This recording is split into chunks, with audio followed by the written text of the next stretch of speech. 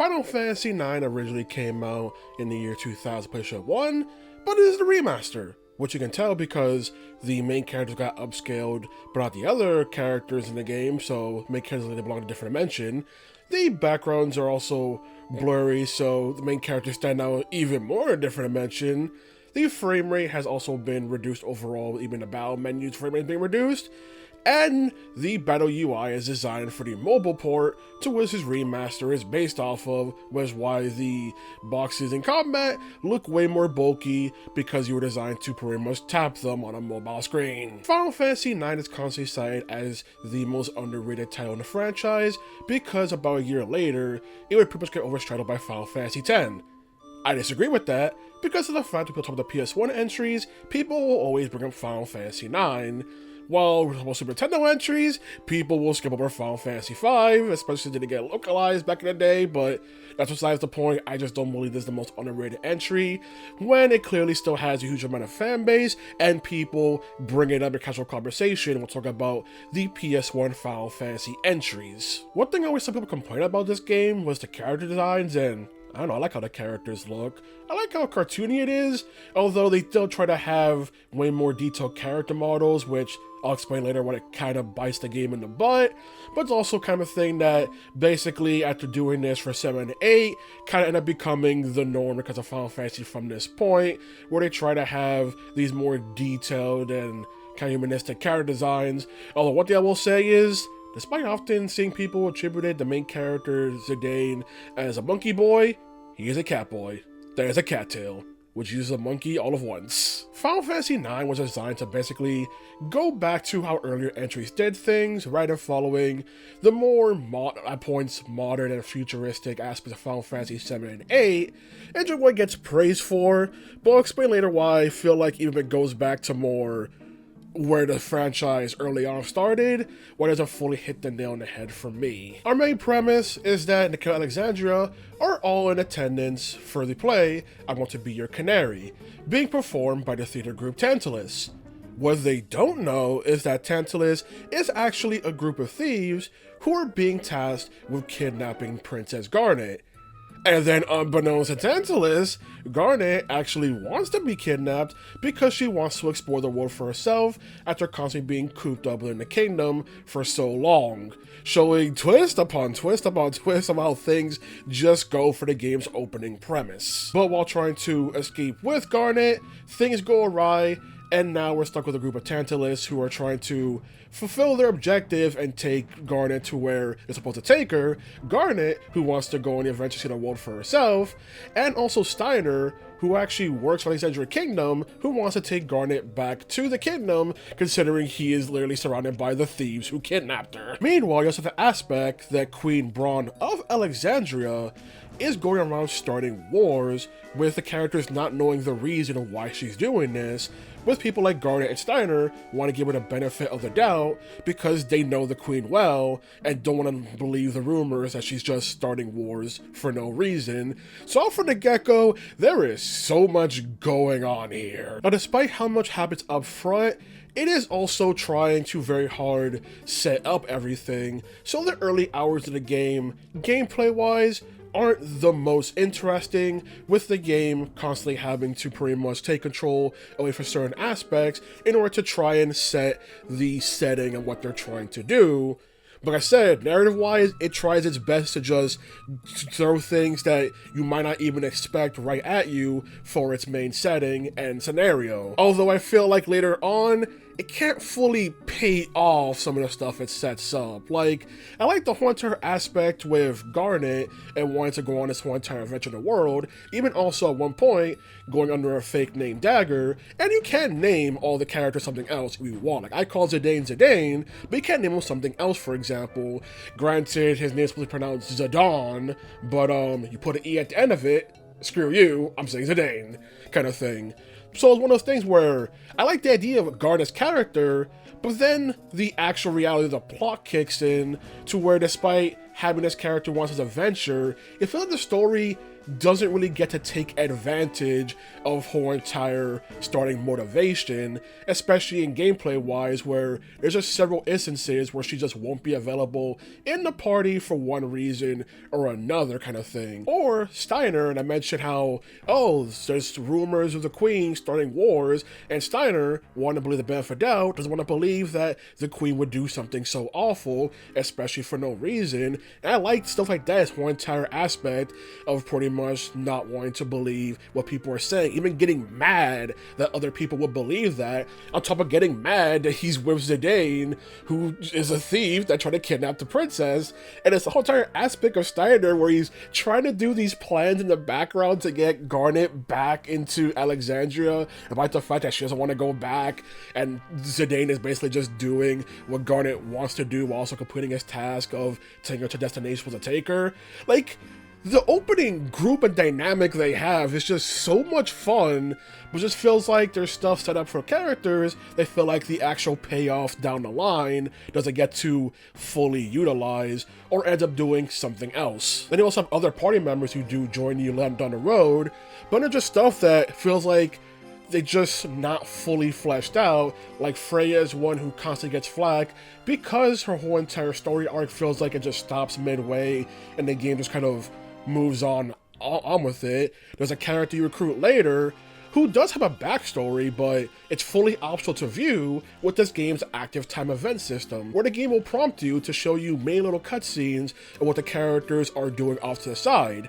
It's a cool idea, but most of the time it's either there just to tell a very quick gag with some of the side characters, may give you a bit more characterization of some of the main cast, or in the case of one character who joins later, gives you their whole backstory and why they have this whole entire issue with Zidane and everything. It feels weird that the time event would be used for that. Even weirder how there are times where they'll just show you these side events because they're needed to show you and flesh out the characters. But once again, why have the active time event if it doesn't feel like gonna really use it? Top of the fact they often have several active time events back to back, so you have to pretty much go back and forth between rooms to trigger the next one in order to see the next one if you want to see it. And even sometimes during major cutscenes, they'll just take a break and prompt you the active time event to show you something else. And it's like, just weirdly handled for narrative, like for the most part, doesn't end up adding much, and when it does add stuff, it feels like it's stuff that the player should see. I forgot to note there's also one thing that an active time event would have been really good to actually explain something that happened off screen. Yeah, instead they just have a character casually mention something that happened off screen, rather than use an active time event where it could have been used to explain that moment. In total case where active time event just drops the ball, or you have a scenario where it could have been good to show something a main character did off screen, but instead they just choose to have someone else give you a very quick summarization of what happened. You also have one fully optional character you can obtain, named Quina, who Quina, from the get-go, tells you everything you need to know. They're a chef, they want to explore the world to find out more food, and they just want to know the main delicacies of the places. They're not more complicated than that. What you get is what you see, and Quina knows what they're about, and I like Quina. From the get-go, they know what they're about, and since people complain because Quina's moments are comic relief, which maybe is during important moments, like I said, even in main plot scenarios, they're able to still attribute the whole entire wanting to pursue culinary and food and everything with certain aspects of the main plot pretty well, and pick up on details as well, so you want to recruit Quina with you, even if they're not a main character who are going to contribute to the plot, but they're nice to have with you, so why the hell not get Quina? The character Vivi is easily the standout of the entire game, and it's one people often cite as being the standout, because not only is their entire character arc just the most compelling, I also feel like it is the best one when it comes to when the game story starts having a transitional period, but Vivi's story does very well in transitioning to that other aspect down the road, and so I feel like Vivi's easily the highlight of the game. But when it comes to me and the characters, I only really like Vivi and Quina.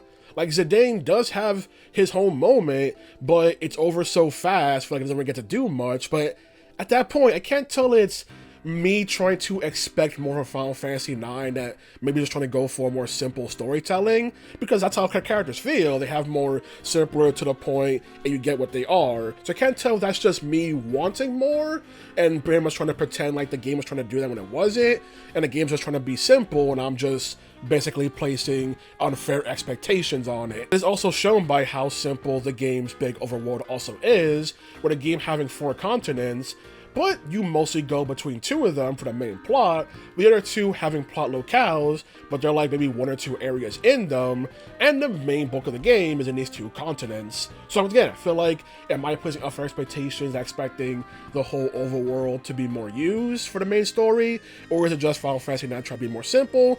I've been told try to be more simple. If that's the case, then it works. But it just feels like characters like Steiner, who have aspects I like, I just feel like I don't really like the end payoff he has, because it feels like, I don't know, it feels like it just doesn't do enough, but I can't tell if I'm placing unfair expectation onto Steiner, because I also see his aspects of, let's say, such on Final Fantasy IV. And there's several callbacks and stuff to previous Final Fantasy games throughout this game, so how much of a hodgepodge it is of the entire franchise, whether it be just little name Easter eggs that were, granted, localization only, or just callbacks, whether it be using names and ideas from previous games.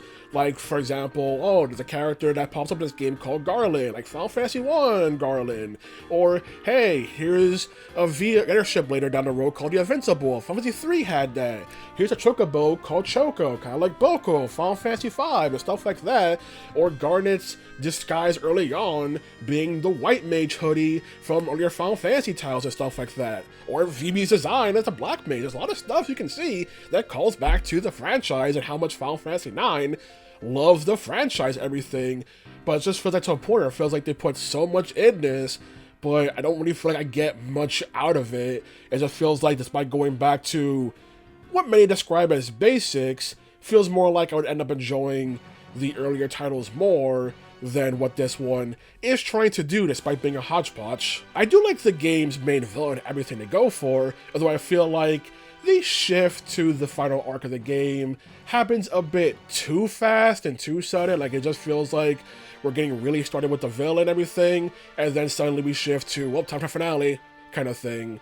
Which is weird how much Final Fantasy IX likes to set up these characters, but it feels like the payoff ends up happening so fast and abrupt, or everything, or if you're Freya, really fast and abrupt. Overall, I just think the writing of Final Fantasy IX is okay. The party is okay, with writing-wise, the big standouts being, for me, Vivi, because they just have the most compelling character arc in the entire game, and everything they go for, and Quina, who just knows what they're about from the get-go, so I can't complain.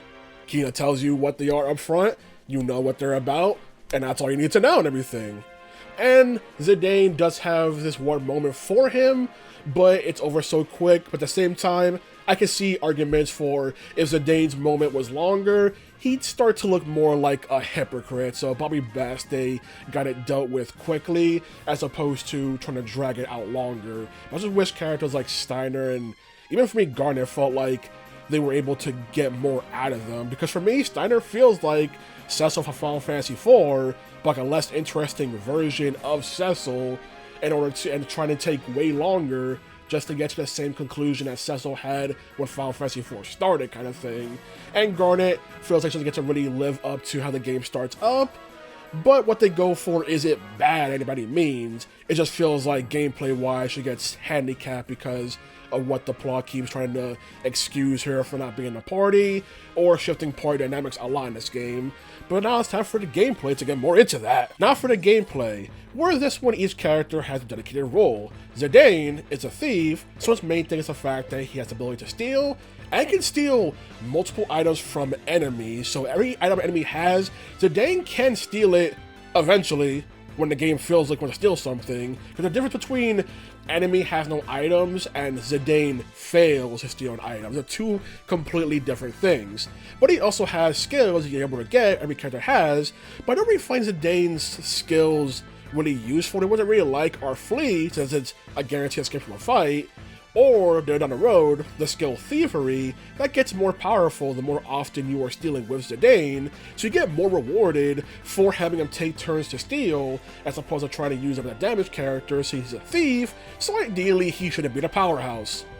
He is still the powerhouse. You have characters like Steiner, who's the knight, but he also has his own special skills that are meant to debuff enemies. And I feel like they work when the game wants them to, because often they just end up being not that useful, but he's powerful, and he can get the ability cover to protect allies, so that's the only way he needs to be. Garnet is both a summoner and a white mage, but early on, despite a bunch of summons, you don't have enough MP to actually use them, so for early on, Garnet is a white mage who can later transition to start using summons later once she has the resource to actually use them and everything. And it is a thing done for the narrative, having her with all these summons you can't use, so it's a cool aspect and everything, but I do feel like it takes so long before she gets to actually take advantage of her summons. Vivi, being a black mage, can use black magic and also focus or make it more powerful, and has this cool mechanic where him and Steiner can do team attacks, and it takes resources from Steiner and only Steiner's turn, so Vivi is still free to do other things. It's a cool mechanic, but they're the only two characters in the game who have that whole dynamic. They're the only two who can pair up for something, so it feels like gonna use one, you might as well have the other in the party to take full advantage of their abilities, but no other character has that. The last one I want to highlight is Quina, who I mentioned as an optional party member, but their main mechanic is that they eat enemies that are low HP in order to learn the enemy's abilities, so they are the party's blue mage. Finding it can be annoying to try to get the enemy low enough for Quina to eat them, or when you try to find an enemy, get it low enough, or to find out that Quina already has the skill the enemy gives to you, since several enemies share skills. It takes a lot of effort for Quina to get blue magic. Top of the fact to play this mini game where Quina catches frogs, in order to also get more stuff for Quina to make them more viable. It takes just a lot of stuff just for Quina. What's the payoff? One of the most powerful blue mages in the entire Final Fantasy franchise. Even some of the early blue mage skills Quina gets includes Mighty Guard, which allows you to cast both Protect and Shield at the same time on the entire party, and that's an insanely good ability. If you put the effort to get Quina, then Quina can just be a huge powerhouse in the game, and that's so awesome. But again, you have to put in the effort for it. Replacing limit breaks is Trance, which not only buffs the character's stats once a meter is full, and it takes a good while to become full, but also it gives them new abilities, such as the fact that Zidane's Steve skills now become these died skills that deal massive damage, or how Vivi can now double cast black magic, and it is a very powerful state. I see people complain that, oh, the fact that you can't choose when to activate it, once a meter is full, you will automatically use it, but I'm fine with this because of how much power it brings.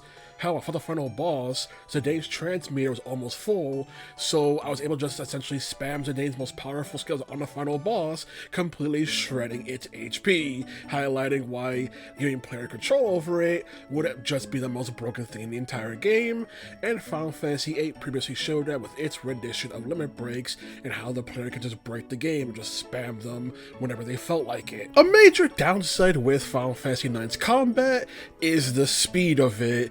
Because the character models are way more detailed and everything, it means the ATB bar takes way too long to pretty much fill up to the point where you could per se revive a character who's down, and before your ATB bar is even full to even heal them, the enemy could just immediately hit them or do an AoE skill, making reviving characters there's just two people standing very annoying and painful, and honestly, in my experience, not even worth bothering with.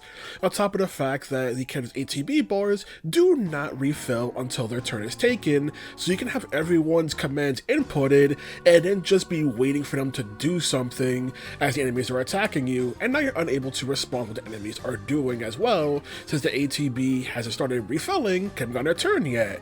And there are some late game bosses that I swear got 3 turns in a row before any of my characters who had their inputs in could do a damn thing, and it's just a weird aspect of the game of how slow it is, and the fact it takes so long for characters to even do anything, or for their ATB to even fill up so they can go back to doing anything. With the higher detail character models also means the fact that game can't really handle too much when it comes to enemies being in the field. So when it comes to random mobs, you'll generally fight either two different kind of enemies or the same kind of enemy, just multiples of it, so to be easier to load, making more unique and varied formations for regular enemies not possible in the game due to the fact that the character models are way more detailed this time around, even if they are also a bit chibi-fied compared to Final Fantasy 7 and 8 renditions of the character designs. But it's the fact that regular enemies may start to get repetitive this entry because of the fact of there's not much regular mobs can really do since the PS1 is already struggling as is. You also have the ability system, where every equipment piece generally has an ability one or another character can learn, and once the meter is full, they'll be able to equip it on their ability permanently onto them without needing equipment equipped, which means the fact that you have so many options. The problem is, you need to have the item equipped in order to learn the ability, which means you can spend a good while just not upgrading your equipment, despite having better equipment to use because you don't have the ability yet unlocked. This also goes for combat abilities, which can make the characters feel like they don't have much, on top of the fact that some characters, like I mentioned, Zidane and Steiner skills not being that useful as well, is my experience. So it's a weird case where it takes so long for the characters are really progressing at all, with every boss for this game only giving you AP and not experience, but it's a good chunk of AP. You also have the issue that characters not in combat don't get AP or experience, and early on this game likes separating the party, so that means it's one party somewhere else that's currently not doing combat while this party's getting experience at AP, and I gotta play catch up for the other one once you swap to them and everything. So just a whole entire weird thing. It's also the fact that this game has several characters who are just temporary party members that I like that they give them here and even also give them their own little unique ability kind of thing. It's a fun thing, but these characters don't have strands, and since they're just temporary party members, they don't get abilities either. It's not meant to be mainstay. It's a cool thing that sometimes, let's say a character from Tantalus, a Dane Steve group, will actually join the party for a bit and assist them as extra help, but it's one of those things where, considering my issue is, some characters feel like they don't get as much time to shine. I would prefer those characters get more time to shine and get more experience and AP to learn their abilities. And you can just grind for AP since it's a lot easier than EXP, but then it also feels like once you get the abilities early on, it also feels like you're more powerful than you expected because of certain aspects like Vivi, who has 3 elemental wands. One gets Freya, one gets Thundara, one gets Blizzara, which means you have to fill those meters separately and equip those weapons or to get those skills. I decided to take the time to go, screw it, I'll get all those skills right now, just give me a bit, and it felt like I was just nuking things with those raw spells when I got them, because I feel like I wasn't supposed to have them yet. But then later down the road, there was one weapon for Vivi that just has his 3 main goth spells, and it felt weird how this one weapon has me learning all 3 at the same time, meanwhile previously they made me learn them one at a time kind of thing, and it just, I don't really know how they go about trying to figure out which weapon will give switch ability and everything, or the fact that the abilities the characters get are all the same thing. It just depends on what piece of equipment will give it to them. A lot of abilities being stuff that either have you deal more damage to a certain types of enemies, like one for more damage on bugs or demons, for example, or one that prevents a certain status ailment. You cannot prevent every status ailments, because for some reason in this game there's some status ailments that cannot be prevented. They can be cured in battle, but you cannot prevent them, such as the berserk state that cannot be stopped. You can only cure it after it's already been happened to your party member, but you can't stop it. I like the idea of the ability system and everything, the fact that you can equip them certain things, certain characters. It just starts to feel like later down the road, like it becomes less of a here's a full customized your characters, and here's use these certain abilities or you will suffer, because like I said, late game bosses will just start using certain status elements to prevent it. The boss will be a cakewalk kind of thing. But then there's also, I'll just say here, the final boss that has a move that can just cause random status ailments, and it is completely awful to deal with. That's the only reason I hate that boss fight, because it just makes victory out of your hands, because certain ailments you can't prevent no matter what you do. You just have to deal with it once it happens, on top of the idea of now having all these characters try to be able to pretty much prevent many status ailments that can just randomly pop off and happen, kind of thing. It's one of those things that's like, the ability system at that point starts to look like a band-aid for some of the boss designs that's only meant to actually complement the characters, even if there are certain ones that certain characters have, like, oh, Zidane has a protect girls ability that has will take hits for female party members, but then you also have the cover ability that basically does the same thing for everybody that Steiner gets, so it's kind of like a you're going for, but Steiner just has the better version. Or you have stuff like, oh, here's one that increases Zidane's ability to steal. I swear it does jack all because his steal probability still feels like crap. So they try to have certain ones that buff the characters, like, oh, here's a boost one that'll make Garnet summons more powerful kind of thing, but they're far few between because most of the abilities are just the same ones each character's learn. Overall, I do enjoy 459's combat, I just don't feel like it really adds anything new to the combat, especially since trying to emulate the older titles, so it's like, gotta try to add your own spin to it. It's not really that interesting for the combat system, since abilities just feel more like, hey, you equip this ability when this enemy or this boss will use this status element kind of thing, where you can try to get your run back and stuff like that.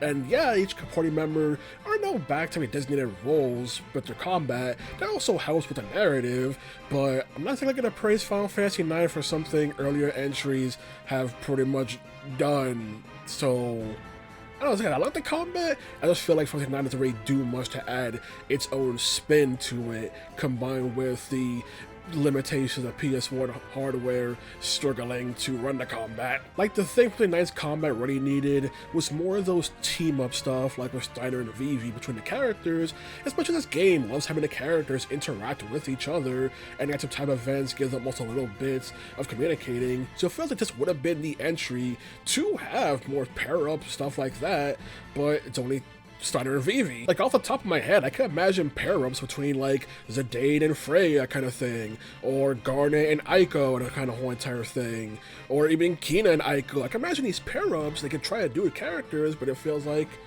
no, not here. Like, I know FNAF also had development issues where it had to be completed 3 months earlier than expected also as well, but I'm trying to talk about the game as is, not hypothetically what it could have been. Last big gripe I'll note is the fact that there are several instances in the game in which you have a scripted loss, which to me isn't an issue since they're for storytelling. My issue is they want you to beat the boss in the gameplay just to then lose in the cutscene, and would prefer it if the cutscene played when you lost, rather than making you win the fight and then decide, you didn't actually win. Especially gets annoying when there's one character in question who every time you fight them, it's just a scripted loss where I have to put in the effort just for the game to say, no, you lose. And this is my big pet peeve, is the fact that the character's attack that they do to finish you off for a scripted loss technically still counts as attack in gameplay, so I've had that person actually waste my trance one time because my trance meter was almost full, and because their attack technically counted in gameplay, even though it was now just a cutscene that said, lol, JK, you lose. That just annoyed me. You wasted my trance for your scripted LBS. You do also have plenty of side activities in the game, whether it be side quests like Chocobo Hot and Cold that I did bother doing. Treasure hunting, increase your treasure hunting ranking, especially with the character Alleyway Jack, who judges you on your treasure hunting rank, which I also didn't do, and Tetra Master, this game's card game that you do have to play at least twice in the main campaign, and while people complain about it, it's not that bad. This is the fact that the card game's kind of trying to do its own spin, where it's like, oh yeah, these arrows that point towards the enemy, if the arrows point towards each other, the cards clash, and no idea where these damage values come from, because they're not on the cards themselves, or if there's no arrow on it, you just claim the card entirely. So it's like a simple to play card game. It's one of those things that they make you do as part of the main plot. Like I said, you only have to win 2 matches, which is very easy to do, so I don't really think it's that bad, or I don't find Tetra Master that annoying compared to something like Queen's Blood and Final Fantasy VII Rebirth. This being a remaster, there are also little boosters you can activate, whether it be the small ones like turn off random encounter, make all your attacks do all 9 damage, fast forward the gameplay, but the problem is you have to hit the pause button and activate it. And I don't mean just pausing the game period, you need to use the specific designated pause button and then activate it, which makes it just inconvenient to do compared to like Final Fantasy VIII Remaster, where you just click in the right stick and you can pop it in whenever you want to. So, which is more convenient. There's also bigger ones that basically just max out your characters, but using those will actually prevent you from getting trophies, so keep that in mind if you do care about getting trophies in the game. Overall, when I first played Final Fantasy 9 years ago, that was an okay entry. In this playthrough, honestly, the exact same. It's still an okay entry. It just feels like, for a game that's meant to be like this whole entire callback and also many references and callbacks to previous entries, this I feel like it really does enough with that. And when it comes to the original stuff, meant to stand out, I feel like it's okay. Nothing bad, but nothing good either. It's just, it exists. But just one of those things where I don't feel like Final Fantasy 9 really stands out. Like, for years I considered it the entry that's like the most, I don't want to say the word basic, it's too insulting, but like the most standard Final Fantasy experience, which makes no sense in a franchise where things always change. It's just how it felt like. Like, it felt like this is the baseline for a Final Fantasy title and nothing more. I really feel like it really does anything in the game to really stand out, or if it does anything, it feels like, well, I can just point to another entry that I feel does certain things better and everything, kind of thing. That's why I feel like it's just an okay game. It's nothing, like, the good and bad pretty much balance out. There's things I can prefer it did, and there are things I do like that it does. Like, there's one point where a certain party member has a chance to fail their turn because of story reasons, and it's a good way of incorporating this little handicap from the story into the gameplay. The issue becomes when it takes this long to take an AT meter filled up, having a character fail a turn becomes way more annoying than it normally would in a previous Final Fantasy game when the ATBs didn't take as long. And while I do like the boss encounters in the game, it also just feels like with the combat being so slow that it takes so long for characters to do something, and sometimes the enemy will take advantage of the fact that you have all your characters already doing their turns, then you're pretty much a sitting duck until their actions go into effect. There's just a weird aspect of the combat where the waiting feels like it works in the advantage of the boss fight, especially later ones, who behind the scenes when it comes to programming essentially have more than one ATB bar compared to your characters and everything, which is interesting thing to learn about how the game handles that kind of thing, but also highlights the problem of why it feels like they get multiple turns in a row, because they technically do. I think the party and writing is fine. I can't tell if it's me just expecting more than what the developers want to do, or it feels like the characters just don't have enough going on, except for like Vivi and, like I said, I know it's weird that I like Quina, because most don't find them the most uninteresting character, but the fact that you know what Quina's about, and Quina's very consistent in what they're about, and is more aware to how characters are feeling than the other characters think Quina actually is, and I just find it entertaining when it comes to Quina's hunter characterization. Just the fact that every character has their arc and everything, I'm just not sure if I'm the problem expecting more and it's just meant to be more simple, because I have been told by people that it's a more simple story, more simple narrative, and the whole entire thing, and I'm thinking too much into it than what the game's actually trying to do and being unfair about it. So I got already say about Final Fantasy 9. It's just an okay entry and everything. I know people were hoping this year would actually get the remake announced. I've been rumored for years, but it seems like it will, at least not this year, if it ever does, which sucks for FF9 fans because they are very dedicated to this game. So I gotta say about Final Fantasy 9. Alright then, good day.